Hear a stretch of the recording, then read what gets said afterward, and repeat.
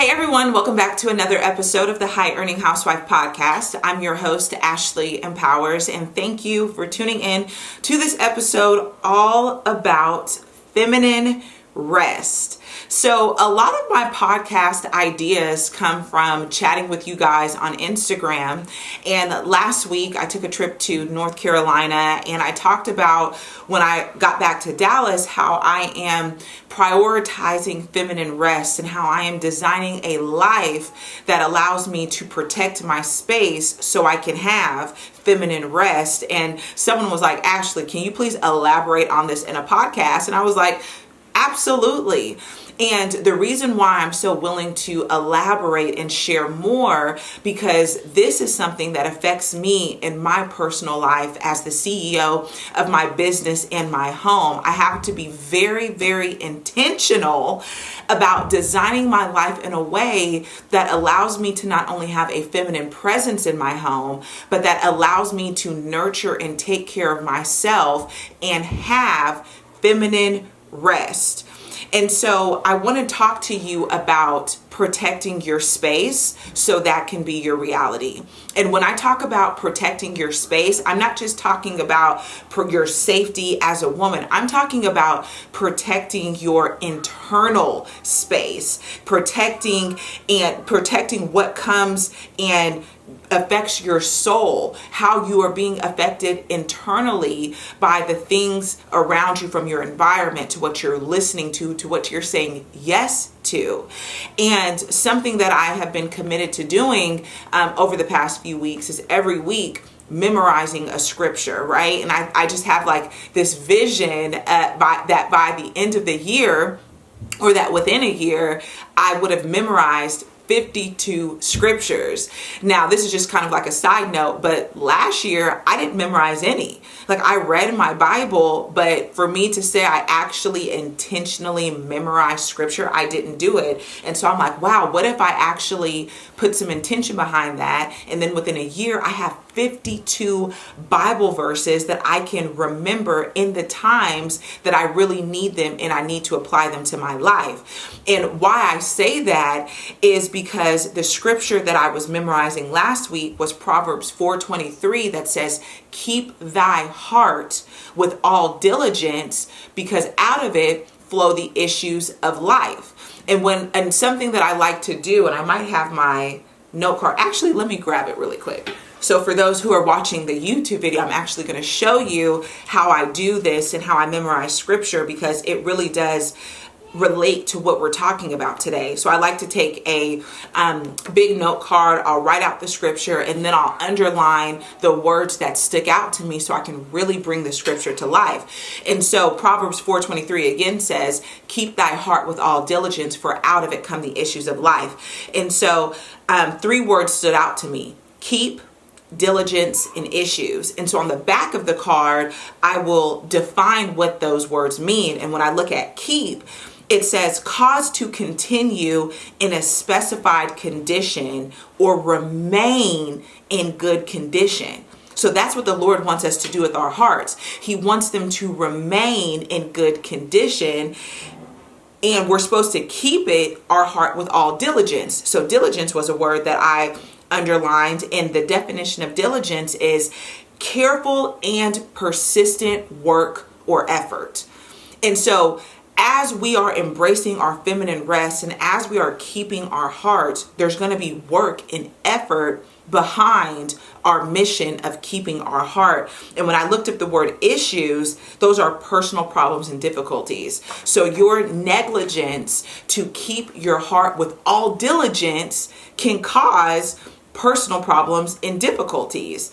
And so not only do you want to keep thy heart as a woman who is embracing her feminine nature, you also want to keep thy schedule. You want to keep thy boundaries. You want to keep thy margin in your life so you can have feminine rest and you can protect your space. This is so important because when you are not being distracted and when you're not being pulled from all these different directions, you really can show up as your best self. So I want to give you just a couple of practical ways that I have been applying this to my life because I'm on this journey too. And I really just hope that you take some things away from this video that you can begin applying to your own personal life. So the first thing that I want that I have been doing and that I encourage you to do as well is to stop saying yes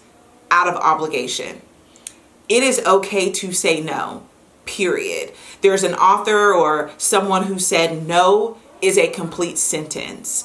And so I'm just like, I'm in a hurry making decisions. I'm like, oh yeah, sure. I can make it. And then the day comes and I'm like, I really shouldn't have said yes to this. And so a way that I am protecting my internal space is no longer saying yes out of obligation. So what that can look like is me saying, let me get back to you, or I'll follow up with you in a couple of days about that, or let me check my schedule and I'll follow up with you. So not feeling obligated to say yes in the moment. The second thing is to stop being in a hurry. So many of us are in a hurry to get this done, to do this, to finish this, on to the next thing. And it's this perpetual cycle of being in a hurry. And hurry is what's going to really prevent you from doing your best work and from being in a place where you feel at peace and have a sense of rest. So you want to make sure that as a woman embracing her feminine nature, that you're taking your time. Who's rushing you? Who is rushing you? And now, like, at this point, I'm like, I don't let my husband rush me. I don't let my kids rush me. I'm taking my time. And I can do that as a feminine woman. Two more things. The third thing is to silence technology and notifications. And I know this is going to be hard for some people, but I just discovered the Do Not Disturb app on my iPhone. And I'm like, ooh, I love this. Because when you're able to only let in those who you want to let in, it allows you to protect your space. So when I set up my Do Not Disturb, when it's on, I think it's like I did personal, only my husband or my mom can contact me when that Do Not Disturb is on. Therefore, I'm protecting my internal space from people who need things or requesting things or asking for things. And so you really want to silence notifications. And I think I've shared this before. I have no notifications when it comes to any social media, any email on my phone. I literally have to go to those sites or go to gmail.com in order to be notified about what's going on. And that is a way that helps me to protect my space as well. Silence those notifications. I mean, and also it's like when you're working on something, it's like magnified within other people. So when I see so many people just hooked to their phone, always on their email, in mid-conversation, checking their phone, it annoys me at this point, right? Like I'm annoyed by it. And because I have done so much work not to be that person, when I see it within other people, I'm just like, okay, I'm not going to judge. Everybody's on their own journey. But if you're on a journey of embracing your femininity and feminine rest, go ahead and silence those notifications and discipline yourself to only check them during certain times of the day. Last but not least, I want you to lay down the burden of getting ahead. This is so countercultural, but I had to add that in here because when you are in grind mode, I'm trying to get it done, productive Patty, I'm always hustling and doing and doing and doing. This is going to affect your femininity. You need to lay down the heavy burden of getting ahead. This is what's going to allow you to have margin. And this is not to say that you're not doing nothing and you're not productive and you're not fruitful, but it's to say that you're no longer going to idolize affluence or success because the greed for more is what dictates a lot of decisions that keep you from having feminine rest. So you have to lay down that burden of getting ahead, and you have to understand that idolatry of affluence is a real thing. And we see so much of that with people pursuing all of these endeavors to become more wealthy, right? And so if you lay that down and you say, okay, Lord, I'm going to trust that you guide me to live a fruitful life that honors you and that you're providing everything, all is going to be well. I am a huge advocate of designing a life, a business, and a lifestyle around feminine rest. There is a way that you can show up and contribute to your household income and be the CEO of your home.